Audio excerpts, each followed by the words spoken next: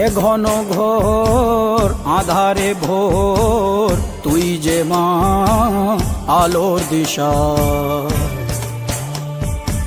শক্তিরূপা খর্গহস্তা মহাকালী অপরূপা।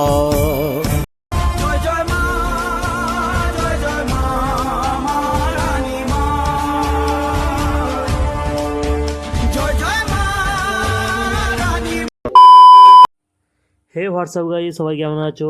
চলে এলাম একটা নতুন ব্লগ নিয়ে। তো প্রথমেই আমি আমার মায়ের প্রণাম নিয়ে আমি একটা নতুন ব্লগ শুরু করছি। তো তোমরাও মায়ের প্রণাম নিয়ে আমার ব্লগ কন্টিনিউ দেখতে থাকো। আর নিশ্চয়ই ব্লগ ভালো লাগলে একটা লাইক করে দিও, সাবস্ক্রাইব করে দিও। তো চলো কন্টিনিউ ব্লগ দেখতে থাকো।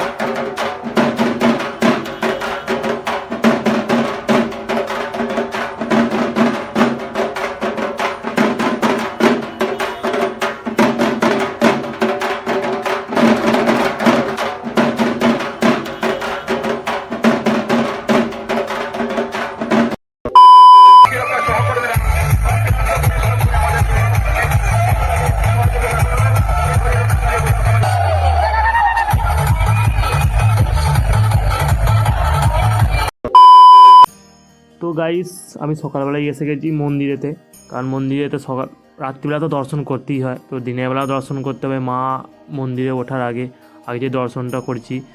আর প্রথমেই সকালবেলায় একদম সবাই যে জলযাত্রীরা আসে জল নিয়ে, অনেক সবাই তো মানত করে, মানে মানসিক করে জল আনার, কেউ কেউ আবার তার আনন্দের জন্য যায়। তো যারা সব জল আনতে যেত তারা এই জল ঢেলে এবারে এইদিক ওদিক ঘুরছে। আর প্লাস ওইদিকে একটা মাইক দাঁড় করানো আছে, মানে একটা কমিটির মাইক। তো ওই মাইকটা ওখানে বাজছে। আর এদিকে আমি মন্দিরটা তোমাদেরকে দেখিয়ে দিচ্ছি, কারণ মন্দিরটা আজকে আরও একটু অন্যরকম লাগছে। কারণ মন্দিরে যে এমনি টাইমে যে মন্দিরটা লাগে, আর এদিকে বাজছে ঢাক, এমনি টাইমে যে মন্দিরটা লাগে সেই মন্দিরটা অন্য টাইমে মানে মানুষের আগমনটা খুব কম থাকে। আর আজ দেখো যে মন্দিরের যে জায়গাটা একটা অন্যরকমই আলাদাই একটা অনুভূতি। তো এইদিকে এখন ঢাকিরা ঢাক বাজাচ্ছে। আর এইখানে আমি এসেছি একটা গুরুত্বপূর্ণ জিনিস, এই দেখো, এই যে এই ছাগলটাকে নিয়ে এই লোকটা খুব আনন্দ করছে। কারণ ওদেরই হয়তো আজকে হয়তো যে মানসিক থাকে, ও মানসিকের ছাগল আর হয়তো বলি হবে। তো আমরা এই দিকটা এসেছিলাম একটুখানি, এই যে কী বলে, এইদিকে যে ডন্ডি ফন্ডি দিচ্ছে সকালবেলা, এই জিনিসগুলো সকালবেলা হয়ে যায়, কারণ রাত্রিবেলা অনেকটা চাপ থাকে। রাত্রিবেলা মানুষের ভিড় থাকে, মানুষের ভিড়ের জন্য মানে অনেক সবাই আসে, মানুষের ভিড়ের জন্য এটা প্রবলেম। আর দেখো ঠাকুর ওপরে চলে এসেছে, ঠাকুরটা তৈরি হচ্ছে, মানে আজকেই তৈরি হবে, আজকেই মন্দিরে উঠবে। তোমরা নিশ্চয়ই জানো যে এরকমই নিয়ম কালী পুজোর। তো এখন সন্ধে হয়ে গেছে, সন্ধে হয়ে যাওয়ার পর আমি এইখানে এসেছিলাম মানে জাস্ট একটু সন্ধ্যের এই দিকটা অনুভূতি, কারণ এখন তো খুব একটা লোক নেই, লোক হবে তো রাত 10টা-11টার পর। তো এখন এবার এই দিকটা এবার লাইট ফাইট সব জ্বলে গেছে। আর একটা বিশাল ভালো জিনিস হচ্ছে, এই যে তোমরা মন্দিরটার কাছে এখনও ঠাকুর রেডি হচ্ছে, যেহেতু এই যে তোমরা মন্দিরটা এখানে এসেছে, এখানে তোমরা টোটালটা সিসিটিভি ক্যামেরার মধ্যে আছে।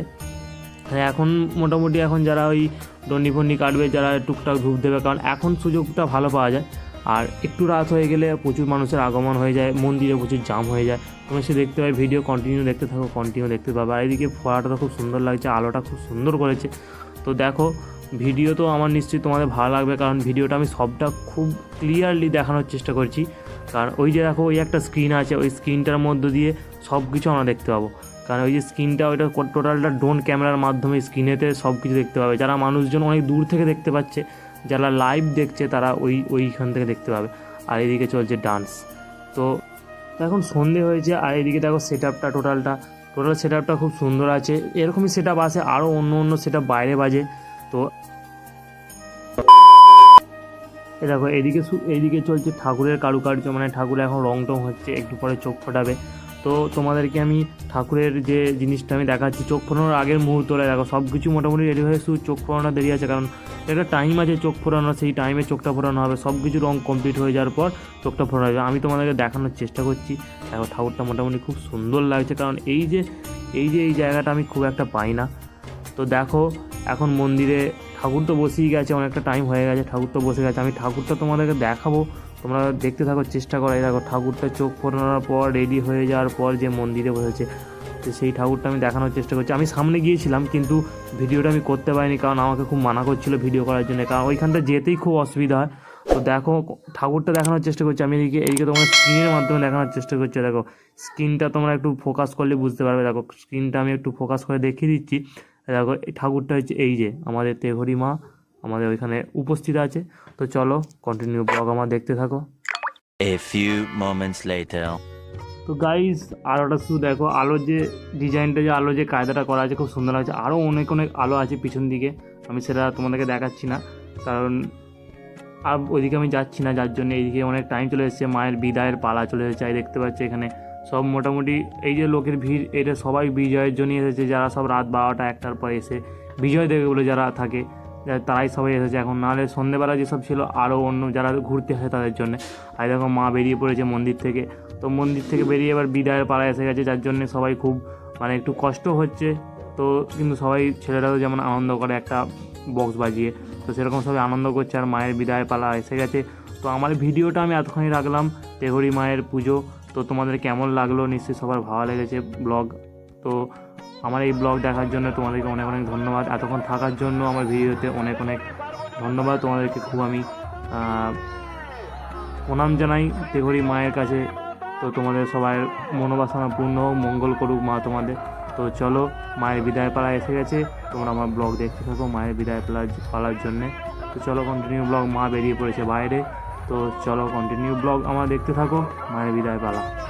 তোমরা তো মায়ের বিদায় অনেক জায়গায় অনেক রকমভাবে দেখেছো। তো আজকে তেঘরি মায়ের বিদায় দেখো। এই তেঘরি মায়ের বিদায় যারা এখনও আমাদের এখানে উপস্থিত হতে পারোনি, মানে তেঘরিতে এখনও পর্যন্ত যারা আমার ভিডিও দেখছো, যারা অনেক দূর দূর থেকে ভিডিও আমার দেখছো, তাদের কাছে নিশ্চয়ই আমি আশা করবো যে আমি তোমাদেরকে ভালো ভিডিও আমি দেখাতে পেরেছি।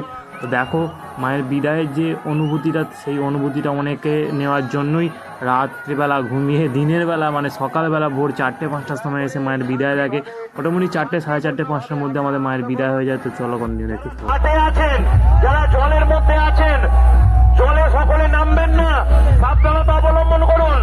শেষ মুহূর্তে কোনো রকম ভুল চুক যাতে না হয়। সারা রাত্রি ভাবি অত্যন্ত শান্তি শৃঙ্খলার মধ্য দিয়ে আমরা পূজার আরাধনা করেছি, মায়ের আরাধনা করেছি। আর শেষটুকু আপনারা সহযোগিতা করুন। যারা জলে আছেন, ঘাটে যারা আছেন, অত্যন্ত